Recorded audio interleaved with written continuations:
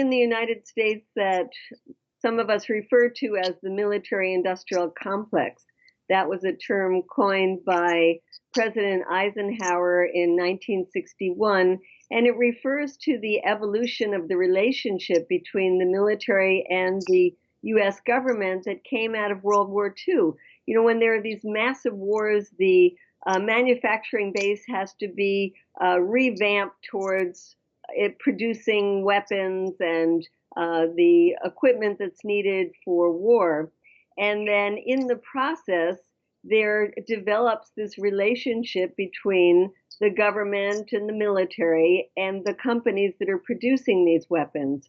So in 1961, General Eisenhower, who was also a president, warned us about the creeping power of this relationship. In the councils of government, we must guard against the acquisition of unwarranted influence, whether sought or unsought, by the military-industrial complex. And since he talked about it in 1961, it's developed even further to where there is now a revolving door that people who are in the government then oftentimes leave the government and go to work for these weapons manufacturers or work for the lobby firms that then push for the government to either buy more weapons from these companies or sell more weapons to repressive governments from Israel to Saudi Arabia.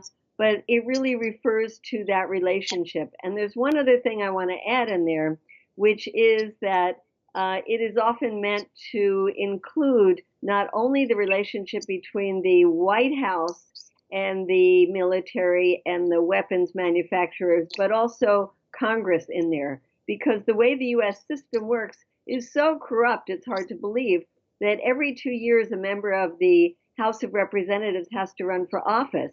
And when they run for office in this country, that means they have to raise millions of dollars.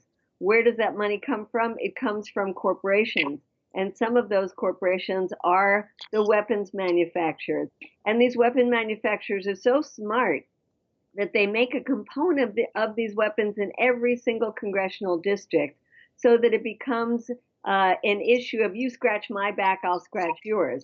You give more money to the Pentagon that's going to buy more of my weapons, and I will make sure that there's more plants, manufacturing plants in your district, and you'll have more jobs. And by the way, I'll also give money to your campaign.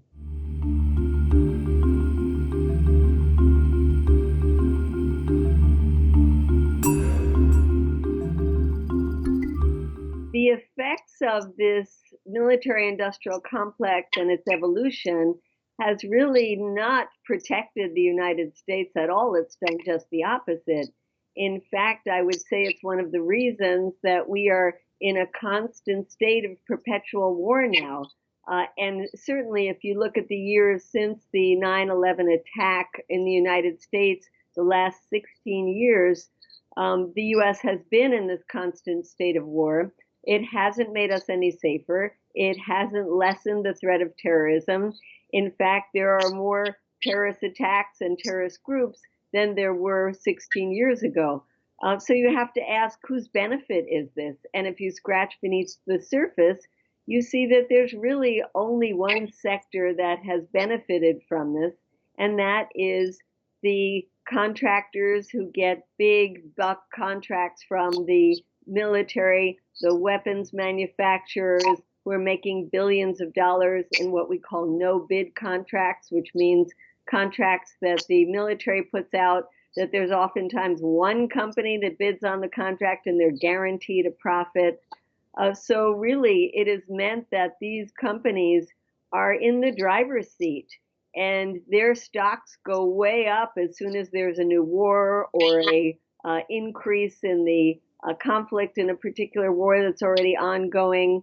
So we think it's important that we start looking at the beneficiaries of this war and trying to find all the ways that we and our elected officials are connected to this war machine and ways that we can cut our ties with the war machine.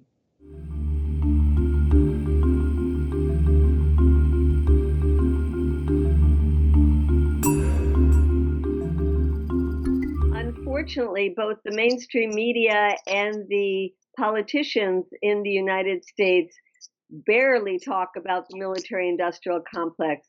There is this glorification of the military in the United States.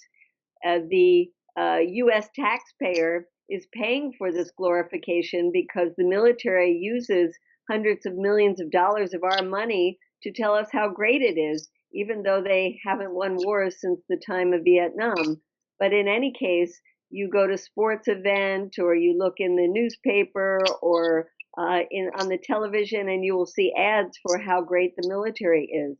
And this has actually convinced people because the most trusted institution in the United States is, sadly to say, the military. So the politicians are very reluctant to criticize the military. On the contrary, in fact, they're always saying to the military, do you need more money? Do you need more money? Here's more money, and constantly increasing the budget. There are some glimpses sometimes of a politician here and there who will speak out. Bernie Sanders had a wonderful speech on foreign policy, but it was after his campaign was over. During the campaign, he barely talked about the military at all. And I think it's part of this fear of offending the sensibility of the American people that the military is this great institution that we have to revere.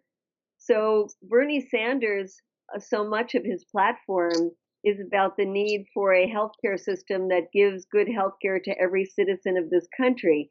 He also has a platform that talks about things like why in the richest country in the world, the United States, don't college students have the right to a free education.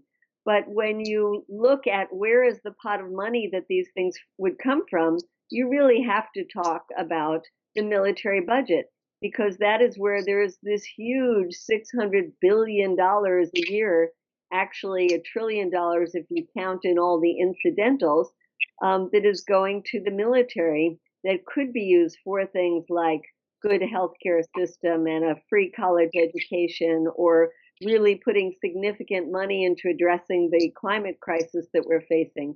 So I think it would be important for us to pressure our politicians and the corporate media in this country to speak out more about the bloated military budget and the need to reverse those priorities.